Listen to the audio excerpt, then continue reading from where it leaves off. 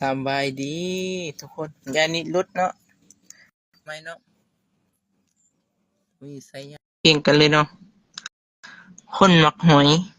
ของบัวหน่อยมินิโซแก้วสีพังกันเลยเนาะเสียงกับบมวนไปได้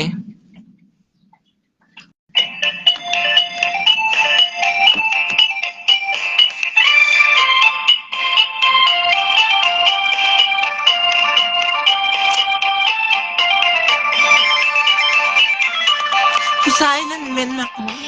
ผู้ชายนั้นเม่นมักหอยเสียต้องทันที